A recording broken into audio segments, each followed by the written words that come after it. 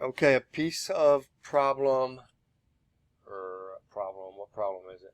Problem 4A on page 45 that there's a question about. They give you something you're not used to seeing.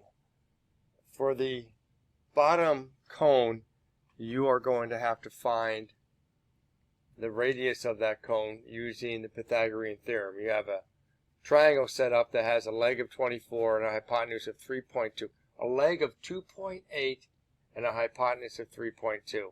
So you can find the other leg and use that radius.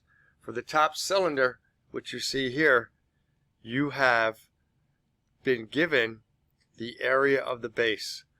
Don't forget, when you have a prism, the volume of the prism is equal to the area of the base times the height.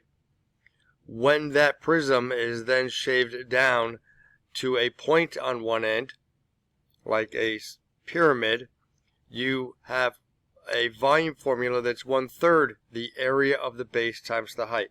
Big B means area of the base of these figures, no matter where it is used. So in this case, you have a cylinder. The volume of the cylinder is the area of the base times the height.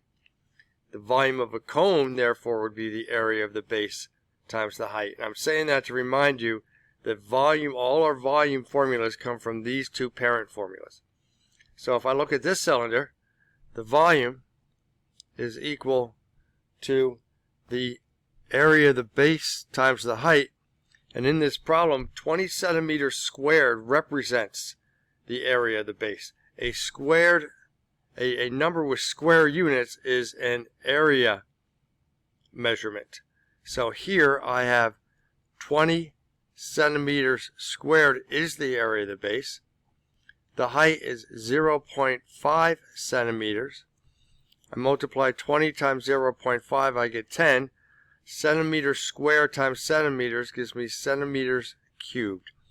So the volume of that top piece, this is the whole diagram on page 45, problem number 4A. This is just that top disc that there was some confusion because they don't give you the radius. Well, they've already solved for the area of the base and gave it to you, 20 centimeters squared. So I hope that helps. I'm available in the morning.